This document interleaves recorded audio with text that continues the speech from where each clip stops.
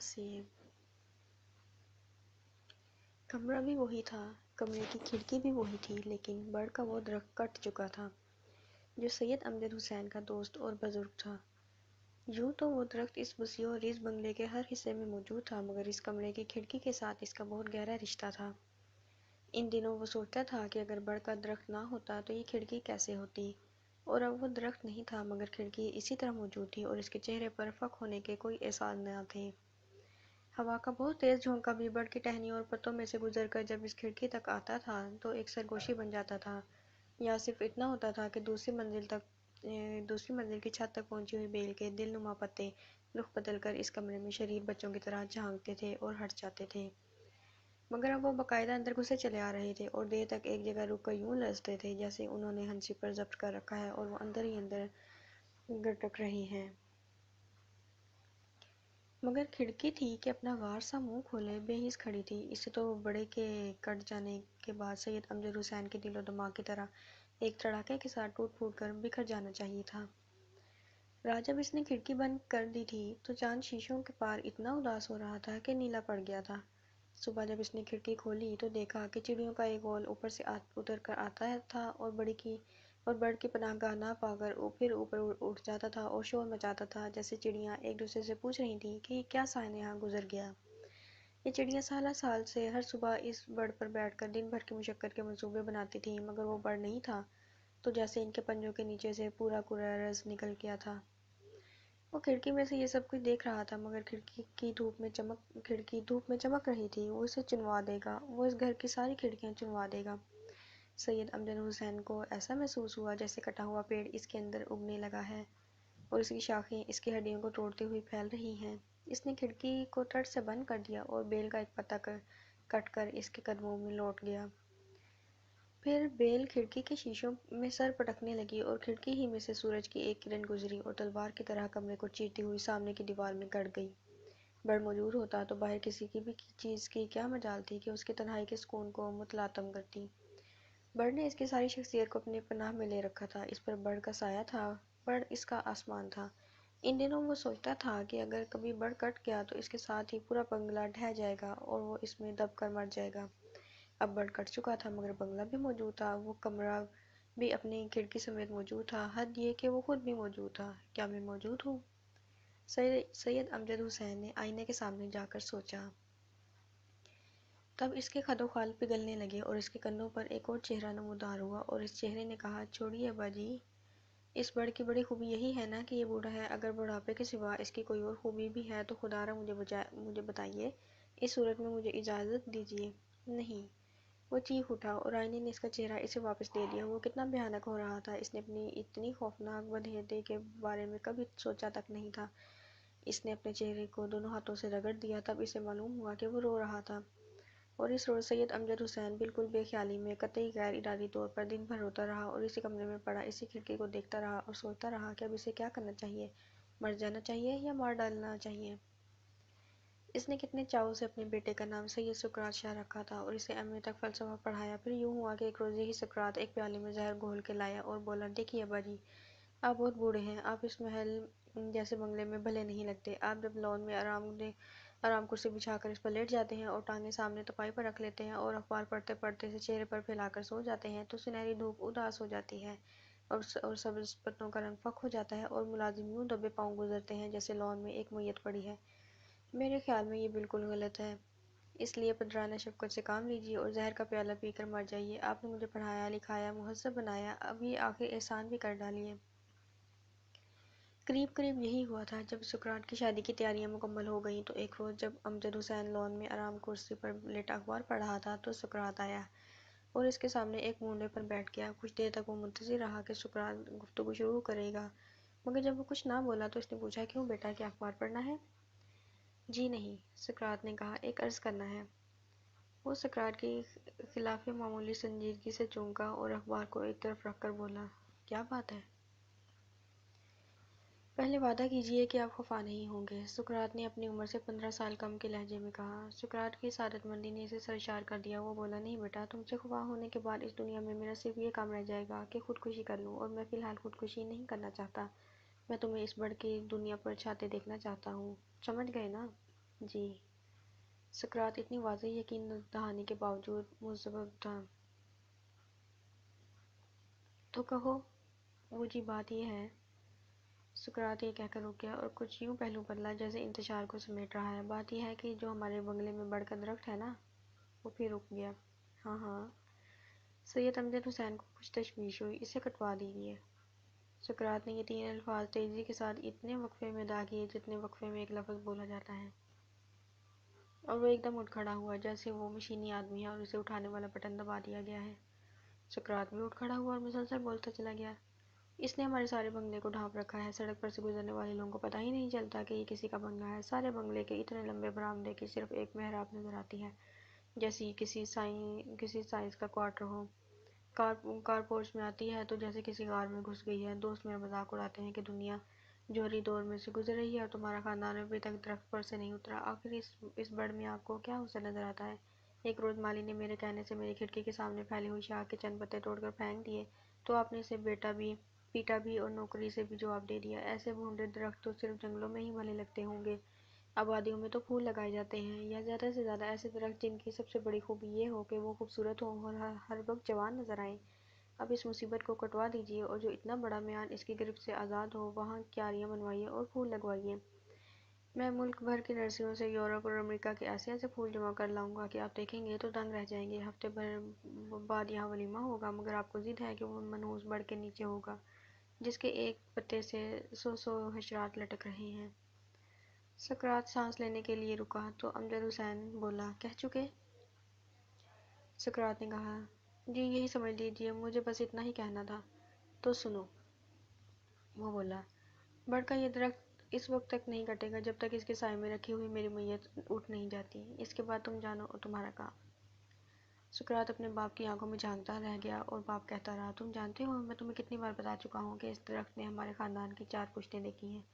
اس کی عمر پنجاب پر انگریز کے اقتدار سے بھی زیادہ ہے۔ میرے دادا نے جب یہ بنگلہ بنوایا تو اس وقت کے بڑے بوڑھوں کے مطابق اس بڑ کی عمر آدھی صدی سے بھی کچھ زیادہ ہی تھی۔ اس وقت یہ ہماری طرح جوان تھا اور اتنا خوبصورت تھا کہ دادا کہتے تھے کہ اگر یہ بڑ نہ ہوتا تو یہ بنگلہ بھی نہ بنتا، یا کم سے کم یہاں نہ بنتا۔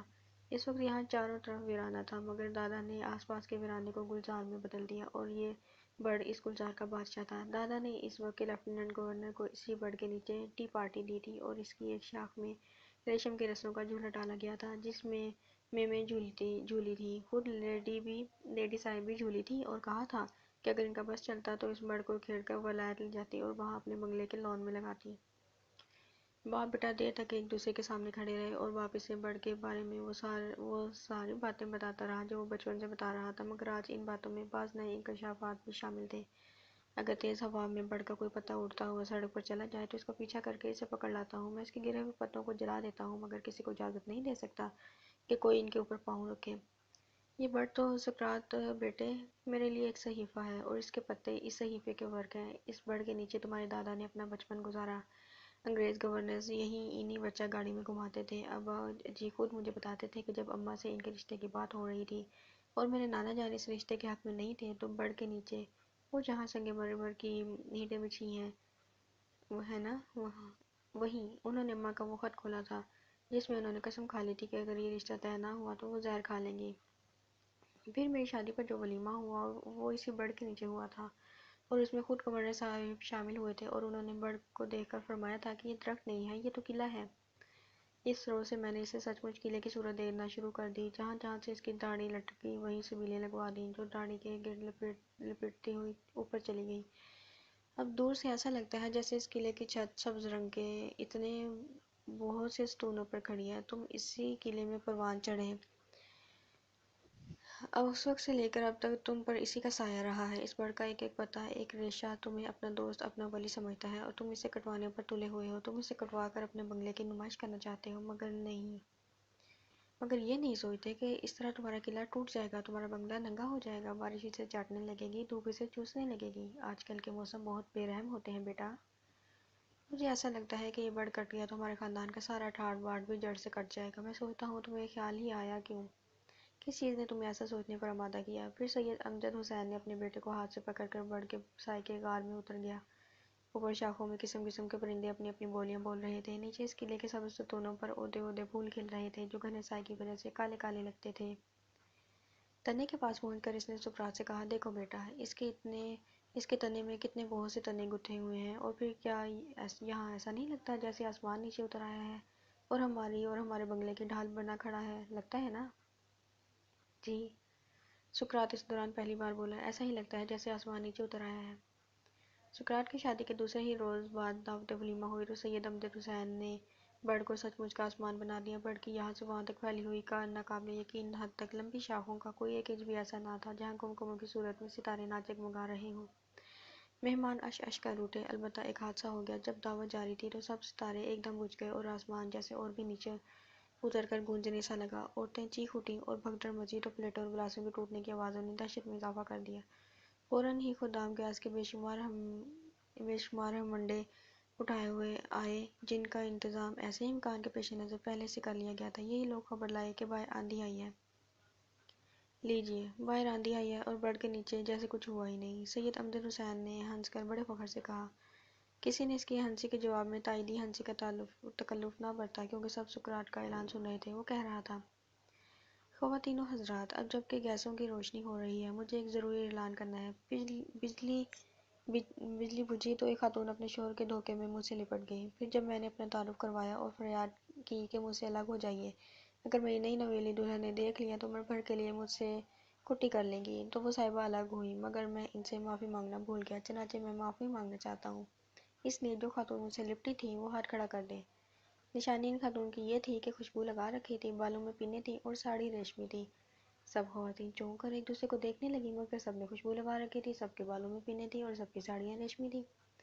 پھر وہ سب جھیم کر ایک ساتھ ہنسی اور اس وقت تو کہکہوں کا ایک طوفان سا امٹ پڑا جب ایک معمر خاتون پرلی کی طرف سے گھبرائی ہوئی آئی اور سید امجد حسین کے پاس آ کر بولی، ہائے سید، تمہارے اس جنگل سے نکلنے کا کوئی راستہ بھی ہے کہ نہیں؟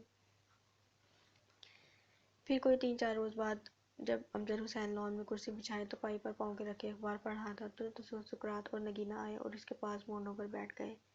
کہو بیٹی، کیسی ہو؟ اس نے نگینہ سے پوچھا اور ساتھ یہ دیکھ کر حیران رہ گیا کہ شادی کے فوراً بعد لڑکی کے خد و خال میں کتنی دھاریں اور نوکیں ایک دم نکل آتی ہیں۔ ایک عرض ہے انکل۔ نگینہ نے کنکھیوں سے سقراط کی طرف دیکھا اور مسکرا کر بولی، اس روز جب میں نے اس بنگلے میں قدم رکھا تھا تو آپ نے فرمایا تھا کہ آپ مجھے منہ مانگا تحفہ دیں گے۔ ہاں ہاں، کہا تھا، یقیناً کہا تھا۔ خوشی سے امجد حسین آرام کرسی کے بالکل آخری سرے تک کھسک گیا، پھر بہت آگے جھک کر بولا، تم کچھ مانگو تو صحیح۔ سقراط کہہ رہا تھا کہ امریکہ کا 6 مہینے کا ٹرپ ٹھیک رہے گا، مگر تمہاری مرضی مقدم ہے، چلو بولو۔ تو پھر عرض یہ ہے، نگینہ بولی، مگر آپ سچ مچ دیں گے نا انکل؟ سید امجد حسین بے تحاشا ہنسنے لگا، ارے لڑکی، تو کہو تو صحیح۔ اور نگینہ بولی، تو پھر برڈ کا یہ درخت کٹوا دیجیے، یہ تو مجھے بالکل زہر لگتا ہے۔ وہ جیسے بیٹھا تھا بیٹھا رہ گیا، اس کی آنکھیں پھیل گئیں اور گردن بہت آگے نکل آئی۔ پھر ایک جھٹکے سے اس نے سقراط کی طرف دیکھا، مگر سقراط اٹھا تو ساتھ ہی نگینہ بھی اٹھ کھڑی ہوئی اور دونوں لان سے نکل کر برآمدے کی طرف دکھائی دینے والی واحد محراب کے رستے اندر چلے گئے۔ اکبر، سید امجد حسین اس دور سے بولا کہ برڈ پر بیٹھے ہوئے پرندے پھڑپھڑا کر رہ گئے۔ یہ آواز قتل ہونے والے کی چیخ کے مشابہ تھی۔ کچھ دیر بعد سقراط اور نگینہ نے اپنے کمرے کی کھڑکی میں سے دیکھا کہ اکبر نے کار کی ڈگی میں 2 سوٹ کیس رکھے ہیں۔ پھر امجد حسین اوپر کے کمرے سے اتر کر آیا اور جیسے برڈ میں سے نکل کر کار میں بیٹھ گیا۔ دلاور نے کار سٹارٹ کر دی تو سقراط لپک کر آیا اور کار کے ساتھ تیز سے چلتے ہوئے بولا، آپ تو ابا جی کہیں جا رہے ہیں؟ ڈرائیور نے کار روک لی۔ اتنے میں نگینہ بھی آگئی۔ امجد حسین نے جیسے بہت سوچ سمجھ کر اعلان کیا، میں اپنی فرم کی سب شاخوں کا معائنہ کرنے جا رہا ہوں، 1-2 سال میں آ جاؤں گا۔ 1-2 سال میں؟ سقراط اور نگینہ حیران رہ گئے۔ کیوں انکل؟ نگینہ نے جھک کر کہا، اگر آپ ایک دم 1-2 سال کے لیے کہیں جا رہے ہیں تو اپنا وعدہ تو پورا کرتے جائیے اور میرا تحفہ مجھے۔ مگر ادھر سے سقراط نے بازو سے بھینس لیا، ادھر کار چل دی اور پھر نگینہ کی ایک دم ہنسی چھوٹ گئی۔ ارے بس ناگی، سقراط بولا، ابھی تم نے ناشتہ کیا ہے؟ کھانے کے فوراً بعد اتنا بہت سا ہنسنے سے انتڑیوں میں گرہیں پڑ جاتی ہیں، ابا جی کہتے ہیں۔ آخری الفاظ پر نگینہ پر ہنسی کا ایک اور دورہ پڑا اور تیز ہوا کے جھونکے سے لان میں پڑی ہوئی تپائی پر سے اخبار برق برق ہو کر ادھر ادھر اڑ گیا۔ 6-7 مہینوں کے بعد جب سید امجد حسین کی کار اس کے بنگلے کے صدر دروازے میں داخل ہوئی تو وہ پچھلی سیٹ پر سے جیسے اچھل پڑا۔ ٹھہرو دلاور، کہاں جا رہے ہو؟ یہ ہمارا بنگلہ ہے۔ یہ ہمارا بنگلہ کہاں ہے؟ یہی ہے صاحب۔ ڈرائیور نے کار روک لی اور پلٹ کر سید امجد حسین کو ایک طبیب کی سی تشویش سے دیکھا۔ پھر ادھر سے اکبر بھاگتا ہوا آیا، دوسرے ملازم بھی اپنے کوارٹروں سے نکلے، مگر وہیں ایک قطار سی بنا کر رک گئے۔ وہ سب یوں دم خود کھڑے تھے جیسے ابھی تھوڑی دیر میں کوئی بم پھٹنے والا ہے۔ سید امجد حسین نے اکبر کو دیکھا تو کار سے نکلا اور دروازے کو اس زور سے بند کیا کہ پوری کار لرز کر رہ گئی۔ اس نے گھبرائے ہوئے اکبر کے سلام کا جواب بھی نہ دیا اور پھیپھڑوں کی پوری طاقت سے چلایا، سکرات! سکرات ٹائی باندھتا ہوا برآمدے میں نمودار ہوا، مگر ابھی کچھ کہنے نہیں پایا تھا کہ امجد حسین اسی شدت سے چلایا، بڑ کہاں ہے؟ آ گئے ابا جی۔ سکرات برآمدے میں سے نکلا۔ میں پوچھتا ہوں میرا بڑ کہاں ہے؟ امجد حسین رونے کی حد تک چیخا۔ سکرات نے پلٹ کر دیکھا، نگینہ بھی برآمدے میں آ گئی تھی۔ اپنی بہو سے پوچھیے، یہ کہہ کر سکرات جیسے اپنے باپ کے سوال کے جواب دینے کے فرض سے عہدہ برآ ہو گیا۔ پھر نگینہ بڑے اطمینان اور آسودگی سے چلتی ہوئی آئی اور بولی، وہ میرا تحفہ تھا انکل، میں نے استعمال کر لیا۔ چند لمحے تک نگینہ کے سوا سب بت بنے کھڑے رہے، پھر سید امجد حسین نے جلدی سے جیب میں سے رومال نکال کر اپنے دانتوں میں دبا لیا اور جیسے لڑکھڑاتا ہوا اندر چلا گیا۔ دلاور کار کو آہستہ آہستہ گیراج کے دروازے تک لے گیا۔ اکبر سر جھکائے واپس جانے لگا، تب نگینہ نے سکرات کو داد دی، بالکل وہی ہو رہا ہے جیسا کہ تم نے کہا تھا کہ ہوگا۔ ہم نے فلسفہ پڑھا ہے، گھاس نہیں کھودی ہے۔ سکرات بولا، اور اب یوں ہوگا کہ رات دو رات کے بعد انہیں صبر آ جائے گا۔ پھر اکبر ان کے قریب سے تیز تیز چلتا ہوا گزرا۔ بڑے صاحب نے گھنٹی بجائی ہے، اس نے دونوں کو جیسے کوئی بہت ضروری اطلاع دی۔ فوراً بعد وہ واپس آیا اور بولا، صاحب نے اندر بلایا ہے اپنے اوپر والے کمرے میں آپ دونوں کو۔ سکرات نے نگینہ کی طرف سنجیدگی سے دیکھا اور ٹائی کی گرہ درست کی، پھر دونوں اندر چلے گئے۔ جب انہوں نے سید امجد حسین کے کمرے کا پردہ اٹھایا تو وہ پردے کے پاس ہی کھڑا تھا۔ فوراً بولا، میں نے تمہیں یہاں اس لیے بلایا ہے کہ پھر یہاں نہ آنا۔ جب مردے کو قبر میں اتار دیا جاتا ہے تو ساری دنیا سے اس کا پردہ ہو جاتا ہے۔ اب میرا تمہارا پردہ ہے، جاؤ۔ وہ دیکھتا رہا کہ اس کی یاد میں پہلی بار اس کمرے کی کھڑکی میں چاند چمکا تھا۔ اسے یاد ہے اس نے جب کہیں پڑھا تھا کہ بعض لوگ چاند دیکھ کر پاگل ہو جاتے ہیں، تو وہ خوب ہنسا تھا اور کہا تھا کہ چاند کسی خوبصورت چیز کو دیکھ کر صرف وہی لوگ پاگل ہو سکتے ہیں جو پہلے سے پاگل ہوں۔ وہ رات سے چاند سے کتنا ڈر لگ رہا تھا۔ اس نے کھڑکی بند کر دی تو شیشوں کے پار چاند اتنا اداس ہو گیا کہ نیلا پڑ گیا، اور وہ سوچنے لگا کہ کمرہ بھی وہی ہے، کھڑکی بھی وہی ہے، مگر بڑھ کے کٹنے سے سب کچھ کتنا بدل گیا ہے، جیسے وہ اپنے گھر میں نہیں کسی ہوٹل میں پڑا ہے۔ پھر تیز ہوا کا ایک جھونکا آیا تو کھڑکی کے پٹ کھل گئے اور پردہ پھڑپڑانے لگا۔ اسے یوں لگا جیسے ہوا کے ساتھ چاند بھی اس کمرے میں گھسا چلا آئے گا اور سامنے کی دیوار سے ٹکرا کر پاش پاش ہو جائے گا اور ساری دنیا کی راتیں قیامت تک کے لیے اندھیری ہو جائیں گی۔ اس نے کھڑکی کی چٹکنی لگا دی اور پلنگ پر بیٹھ گیا۔ اسے کچھ یاد نہیں کہ وہ ساری رات جاگتا رہا یا سویا بھی تھا۔ صبح کو اس کا سارا جسم تپ رہا تھا اور آنکھوں میں درد تھا اور کان گونج رہے تھے۔ اٹھ کر اس نے کھڑکی کھولی تو چڑیوں کا ایک غول آیا اور شاں کی آواز کے ساتھ کھڑکی کے پاس سے گزر کر اوپر اٹھ گیا۔ کیا یہ چڑیاں اس کے پاس تعزیت کرنے آئی تھیں؟ پھر ابھرتے ہوئے سورج کی پہلی کرن سیدھی اس کھڑکی میں سے گزر کر سامنے کی دیوار میں تلوار کی طرح گڑ گئی۔ بڑ اپنے ساتھ اس کا احساس تحفظ بھی لے گیا تھا۔ ہر چیز اندر گھسے چلی آ رہی تھی، ہوا بھی اور دھوپ بھی اور چھت تک جاتی ہوئی بیل بھی۔ اس نے کھڑکی کو بند تو کیا تو بیل کا ایک پتا کٹ کر اس کے قدموں میں لوٹ گیا۔ سید امجد حسین نے یہ پتا یوں اٹھایا جیسے بڑ کا پورا درخت اس کی مٹھی میں آ گیا ہے، پھر جیسے وہ اتنے زیادہ بوجھ کو سہار نہ سکا اور اس بڑ کے نیچے دب کر مر گیا۔ نہ جانے وہ روتا رہا تھا یا سو گیا تھا یا بے ہوش ہو گیا تھا۔ بہرحال جب وہ اکبر کی دستک سے جاگا تو صبح کو کھڑکی میں سے آتی ہوئی جو دھوپ سامنے کی دیوار پر پڑ رہی تھی، وہ کمرے کے سارے فرش کا سفر طے کر کے واپس کھڑکی کے قدموں میں سمٹ گئی تھی۔ کیا ہے؟ اس نے پوچھا اور باہر سے اکبر کی آدھی سے بھری ہوئی آواز آئی، چھوٹے صاحب کہتے ہیں کہ حضور کہ آپ نے ناشتہ نہیں کیا تو اب کھانا تو کھا لیجیے۔ چھوٹے صاحب سے کہو کہ بکواس کرنے کی ضرورت نہیں ہے، اس نے بند دروازے کے پاس دانت پیس کر کہا۔ شام کو بھی یہی ہوا۔ اکبر نے باہر سے منت کی کہ چائے کی ایک پیالی، صرف ایک پیالی ہی پی لیجیے، مگر اس نے سختی سے انکار کر دیا۔ پھر وہ نہ جانے رونے لگا یا سو گیا یا بے ہوش ہو گیا، مگر جب اس کی آنکھ کھلی تو چاند کھڑکی میں چمک رہا تھا اور کل کی طرح نیلا پڑا ہوا تھا۔ پھر وہ کسی آواز سے چونکا، اٹھ کر روشنی جلائی، پھر اس کمرے سے ملحق مطالعے والے کمرے میں گیا اور وہاں سے وہ سیڑھی اٹھا لایا جو اس نے اونچے ابنوسی شیلفوں کے بالائی حصوں سے کتابیں اتارنے کے لیے رکھ چھوڑی تھی۔ اس نے اپنے کمرے کے روشن دان تک سیڑھی لگائی جس کے شیشوں کو کسی زمانے میں بڑ کے پتے چھوتے تھے، اور جب وہ ہوا میں ہلتے تھے تو یوں لگتا تھا جیسے اس پورے بنگلے کی پیٹھ کھجا رہے ہیں۔ سید امجد حسین نے روشنی بجھا دی اور چوروں کی طرح اوپر چڑھ کر روشن دان میں سے بنگلے کے اس حصے میں جھانکنے لگا جہاں بڑ کا خون ہوا تھا۔ وہاں اس نے دیکھا کہ چار طرف ڈھکی ہوئی دودیا بھر کی روشنیوں کی ایک قطار ہے جس نے ایک بہت وسیع لان کو گھیرے میں لے رکھا ہے۔ لان میں گھاس غالیچے کی طرح بچھی ہوئی ہے۔ ان کے لان کے چاروں طرف پھولوں کی کیاریوں کا ایک چوڑا حاشیہ ہے۔ برقی روشنیوں میں یہ کیاریاں بالکل اسی طرح نظر آ رہی ہیں جیسے دن کو نظر آتی ہوں گی۔ ہر کیاری میں دوسری کیاری سے مختلف رنگ کے پھول ہیں، کسی میں سرخ، کسی میں زرد، کسی میں نیلے۔ وسیع لان کے وسط میں جہاں بڑھ کا تنا ہوتا تھا، گلاب کے پودوں کا بڑا سا دائرہ ہے جس کے درمیان میں شفاف پتھروں کا ایک چبوترا بھرا ہوا ہے۔ پتھروں کے کہیں نیچے روشنی ہو رہی ہے جس کی وجہ سے لہریے پتھر چمک رہے ہیں، اور چبوترے پر رکھی ہوئی سب کرسیوں پر بیٹھے ہوئے سقراط اور نگینا ایسے لگ رہے ہیں جیسے وہ دھوپ سے چمکتے ہوئے تالاب میں تیرتے پھر رہے ہیں۔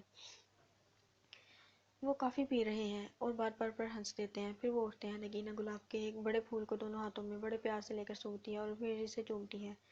سقراط اس پھول کو توڑ کر اس کے بالوں میں لگاتا ہے، مگر پھول بڑا ہے اس لیے نگینا کے بالوں میں رکتا نہیں ہے۔ چنانچہ سقراط پھول کو پتی پتی کر کے اسے نگینا پر برسا دیتا ہے اور نگینا اسے لپٹ جاتی ہے۔ پھر وہ پھولوں کی کیاریوں کے پاس ٹہلنے لگتے ہیں۔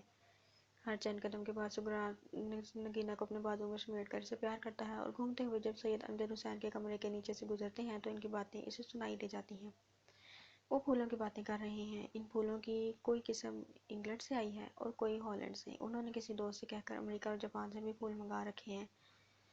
پھر ایک بار سقراط نگینا کا شکریہ ادا کرتا ہے کہ اس کی جرأت نے اس گھر پر سے بڑھگاہ سے دور کیا۔ آصف، وہ احتجاج کرتی ہے، وہ تو میرا تحفہ تھا جو میں نے انکل سے زبردستی چھینا ہے۔ اس پر دونوں زور سے ہنستے ہیں اور دونوں ایک دم خاموش ہو کر اوپر جیسے روشن دان کی طرف دیکھتے ہیں۔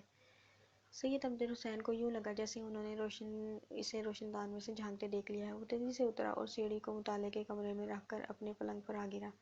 چند لمحوں تک وہ بے حس پڑا رہا، پھر ایک دم یوں تڑپ کر اٹھا جیسے اس روز اٹھا تھا جب سقراط پہلی بار اسے برڈ کو کاٹنے کی اجازت مانگی تھی۔ اس نے روشنی جلائی اور ننگے پاؤں کمرے سے نکلا اور خاصی دیر تک سیڑھیوں کے ایک موڑ میں دب کر کھڑا رہا۔ پھر اسے محسوس ہوا کہ کوئی سیڑھیاں چڑھنے لگا ہے۔ بچوں کی سی پھرتی سے وہ اپنے کمرے میں آیا اور دروازے کو آہستہ سے بھیڑ کر پلنگ پر لیٹ گیا۔ اس نے دروازے کی دستک پہچان لی۔ کیا ہے اکبر؟ اس نے پوچھا، مگر اب کے لہجے میں تلخی نہیں تھی۔ اکبر کا جواب آیا، صاحب جی اب تو کھانا کھا لیجئے نا۔ امجد حسین نے کہا، جی چاہے تو منگا لوں گا۔ اکبر پھر بولا، حضور چھوٹے صاحب کہتے ہیں کہ ایک بار پھر جا کے کہو۔ سید امجد نے ذرا سا سوچا، پھر بولا، اچھا تو لے آؤ۔ اکبر نے دروازہ کھولا اور ایک بڑا سا تشت میز پر رکھ کر بولا، لگا دوں صاحب؟ میں کھا لوں گا۔ اس نے کہا، چھوٹے صاحب کو بھی بتا دو کہ اب اطمینان سے سو جائیں، سانس آ جا رہی ہو تو کھانا کھانا ہی پڑتا ہے۔ تم بھی برتن صبح کو لے جانا، میں کھانا کھانے کے فوراً بعد سو جاؤں گا۔ سید امجد حسین کے مزاج میں اس خوشگوار تبدیلی سے اکبر بہت خوش نظر آ رہا تھا۔ وہ جانے لگا تو امجد حسین نے پوچھا، سقراط آ گیا اپنے کمرے میں؟ جی نہیں۔ اکبر بولا، ابھی کچن میں آئے تھے، آپ کو کھانا کھلانے کی تاکید کر کے چلے گئے، اس سے کہنا۔ امجد حسین نے کہا، میں نے کھانا کھا لیا ہے اور میں سو رہا ہوں۔ جی اچھا۔ اکبر چلا گیا۔ فوراً بعد امجد حسین پھر اٹھا، پنجوں کے بل چلتا ہوا کمرے میں سے نکلا اور سیڑھیوں کے ایک موڑ میں دبک کر کھڑا ہو گیا۔ اس نے سنا کہ سقراط اور نگینا کو اکبر اس کے کھانا کھانے اور سو جانے کی خوشخبری سنا رہا ہے۔ تب نگینا بولی، بھئی حد ہے ساقی، بالکل ویسا ہی ہو رہا ہے جیسا کہ تم نے کہا تھا کہ ہوگا۔ اور سقراط بولا، ہم نے فلسفہ پڑھا ہے، گھاس نہیں کھودی ہے۔ صبح کو سقراط اور نگینا ڈریسنگ گاؤن پہنے اپنے کمرے میں سے نکلے تو یہ دیکھ کر حیران رہ گئے کہ سید امجد حسین برآمدے میں ایک کرسی پر بیٹھا ہے۔ اس نے ڈریسنگ گاؤن پہن رکھا ہے، اس کے دونوں ہاتھ گاؤن کی جیبوں میں ہیں اور وہ سامنے میز پر جھکا اخبار پڑھ رہا ہے۔ سقراط اور نگینا نے حیرت سے ایک دوسرے کو دیکھا، پھر دونوں اس کے پاس آئے۔ السلام علیکم بابا جی۔ سقراط بولا، وعلیکم السلام۔ امجد حسین نے سر اٹھا کر جواب دیا، جیتے رہو۔ آداب انکل۔ نگینا بولے، جیتے رہو۔ امجد حسین نے پیار سے جواب دیا اور پھر اخبار پر جھک گیا۔ سقراط اور نگینا کے چہرے کھل اٹھے۔ پھر سقراط نے نگینا کو جانے کا اشارہ کیا اور خود نہایت آہستہ سے ساتھ والی کرسی پر بیٹھ گیا۔ اچانک نگینا کی ایک وحشتناک چیخ سنائی دی، ساقی ساقی! وہ ہسٹریا کے مریضوں کی طرح پکارنے لگی۔ سقراط بجلی کی سی تیزی کے ساتھ لپکا، مگر سید امجد حسین اخبار پڑھنے میں مشغول رہا۔ پھر ایک ہنگامہ سا برپا ہو گیا۔ نگینا کی بچوں کی طرح بلک بلک کر رونے کی آوازیں مسلسل آتی رہیں اور سقراط شاید نوکروں کو گھر کرتا اور ڈپٹتا رہا۔ پھر نگینا کی چیخیں قریب آنے لگیں اور سید امجد حسین نے اخبار پر نظریں گاڑے ہوئے سوچا کہ اتنی خوبصورت لڑکی کتنے بھونڈے انداز میں روتی ہے۔ سقراط روتی اور تڑپتی ہوئی نگینا کو سنبھالتا ہوا آیا اور اسے کمرے میں لے جا کر دروازہ بند کر دیا۔ کچھ دیر کے بعد نکلا تو سید امجد حسین نے پوچھا، کیوں بیٹا، کیا ہوا؟ سقراط بولا، رات کو کسی خبیث نے ہماری ساری پھلواری کا ناس مار دیا ہے ابا جی۔